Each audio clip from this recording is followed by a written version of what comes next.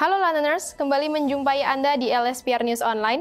Bersama saya Alia yang akan menghadirkan sejumlah informasi aktual dengan narasumber terpercaya. Berikut berita selengkapnya. Londoners, industri pariwisata di tanah air kini semakin menunjukkan kebangkitan. Pertumbuhan tren wisata 2023 diprediksi akan semakin meningkat.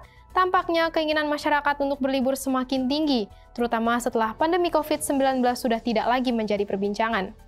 Dilansir dari kontan.co.id, Menteri Pariwisata dan Ekonomi Kreatif Sandiaga Uno mengatakan bahwa peningkatan mulai dirasakan per Januari 2022. Daya saing dan indeks pembangunan kepariwisataan Indonesia saat ini berada di posisi nomor 2 di ASEAN. Sandiaga juga menyatakan bahwa akselerasi pemulihan sektor pariwisata Indonesia dilakukan melalui inovasi, adaptasi, dan kolaborasi. Menurutnya, tahun 2022 hingga 2023 merupakan tahun pemulihan sektor pariwisata Indonesia. Lantas, tindakan apa sajakah yang dilakukan industri pariwisata Indonesia untuk meningkatkan tren wisata Indonesia? Sudah ada rekan kami Nurul di segmen Room Talk yang akan membahasnya lebih lanjut dengan narasumber kami. Silakan Nurul.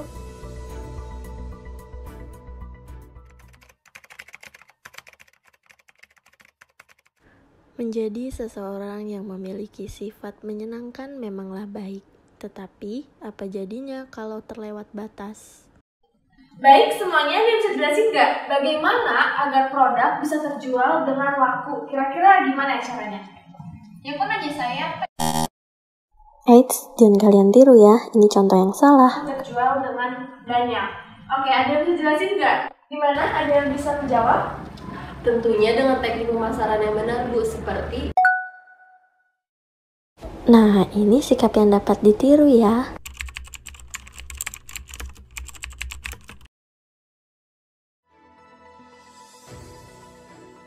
Baik, terima kasih Alia. Halo Londoners, senang sekali dapat menjumpai Anda di Room Talk. Bersama saya Nurul. Di sini telah bergabung bersama kita Tourism Lecturer at LSPR Communication and Business Institute dan founder dari Demuda.id dan Research Jewel Garden, dan beliau juga merupakan bagian dari Jendela.id, Miss Yesi Pandu Pratama Wibowo, MPA.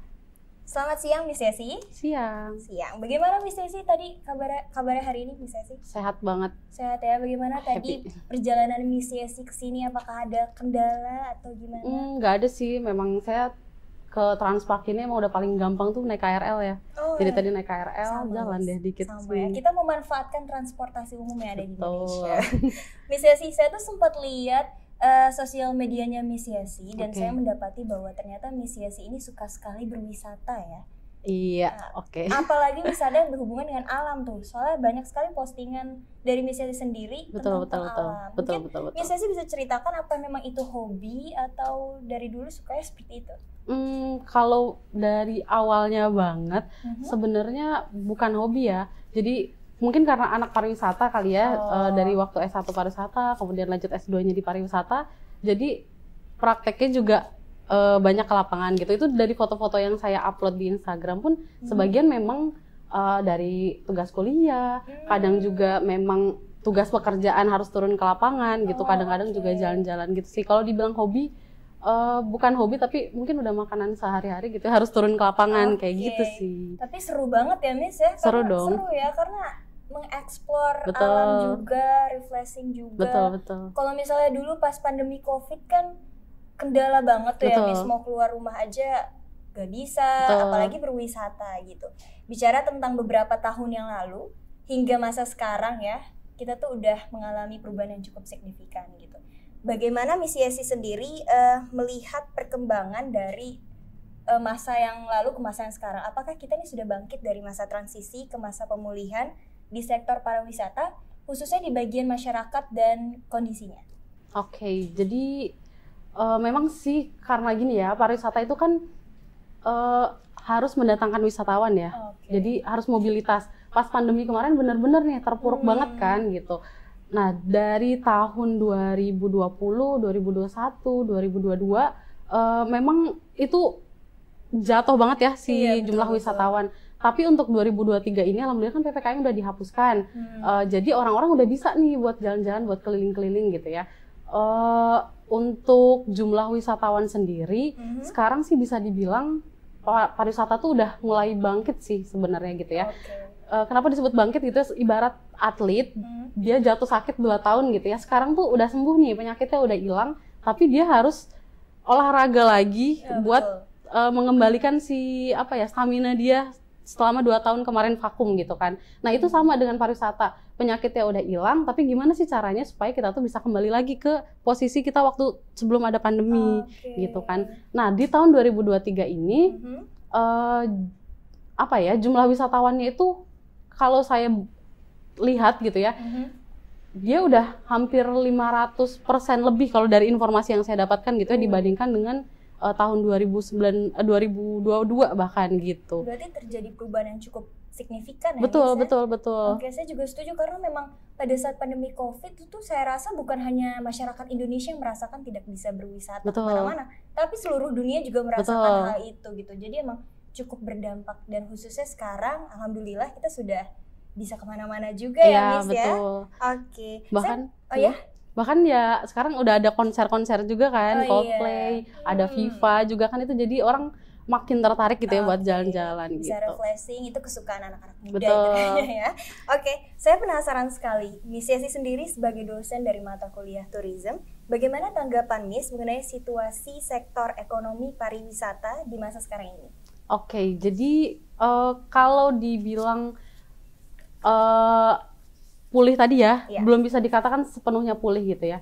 Jadi kalau misalnya mau kembali lagi ke kondisi pariwisata sebelum pandemi, itu mungkin tahun ini sih susah ya buat kembali lagi gitu. Mungkin 2024 gitu. Tapi kan kita nggak tinggal diam ya, pasti ada strategi-strategi untuk meningkatkan perekonomian pariwisata itu sendiri gitu. Mungkin teman-teman perlu ketahui juga bahwa tenaga kerja di Indonesia itu sepertiganya itu bekerja di sektor pariwisata gitu. Jadi kan pariwisata itu tidak hanya destinasi wisata ya, tidak hanya tempat wisata, tapi ada hotel juga, kemudian ada tempat makan dan minum gitu ya. Jadi bahwa sebegitu besarnya pariwisata itu bagi perekonomian Indonesia gitu. Nah untuk kondisinya sekarang ya seperti itu tadi ya.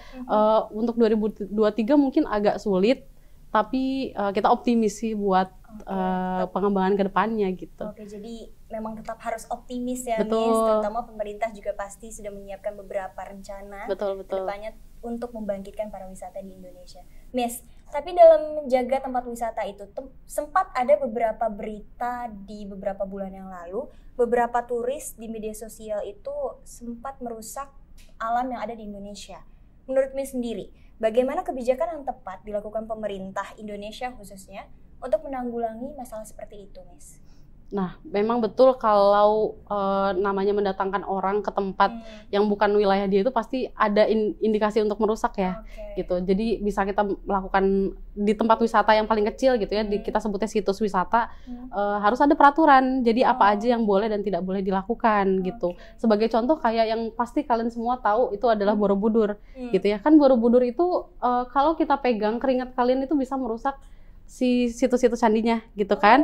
Dan itu udah dilakukan beberapa kali visitor manajemen supaya orang itu tidak banyak memegang si candinya gitu. Salah satu caranya adalah apa yang dulu dilakukan itu adalah memundurkan area parkir supaya jauh. Supaya apa? Kalau misalnya orang jalan dari tempat parkir ke area candi itu kan cukup jauh ya. Orang keburu capek, dia males naik, jadi nggak usah pegang-pegang. Itu dulu caranya kayak gitu, tapi masih kurang juga nih. Nah kalau sekarang caranya itu dengan cara menaikkan harga tiket wisatanya gitu. Jadi sebenarnya kalau teman-teman mau datang ke Candi Borobudur itu tuh masih murah, cuman berapa ya? Mungkin 3.000 atau 10.000, tapi di area candi di luarnya. Kalau mau naik itu baru yang harganya mahal kayak gitu. Jadi untuk mencegah orang itu banyak pegang-pegang si candinya kayak menarik gitu. Juga ya Miss, berarti kebijakan pemerintah juga memperhatikan hal-hal sedetail itu ternyata ya. Betul. Miss Yesi ini terakhir nih, mungkin Miss Yesi bisa kasih beberapa pesan untuk para Londoners di sana tentang pariwisata di Indonesia. Tentang pariwisata di Indonesia, mungkin balik lagi ke yang tadi saya sebutkan gitu ya di pertanyaan sebelumnya, bahwa kalau ada tempat wisata yang bagus itu jangan disembunyikan teman-teman gitu ya. Bukan tugas kita untuk menyembunyikan, tapi tugas kita tuh untuk mengelola gitu supaya tidak rusak. Itu sih mungkin pesannya. Oke, baik, terima kasih Miss Yesi yang sudah memberikan pendapat terhadap strategi yang dapat digunakan di industri pariwisata seperti ini. Londoners, pariwisata di Indonesia dan khususnya seluruh dunia saat ini sedang berlomba-lomba untuk membangkitkan pariwisata di negaranya masing-masing.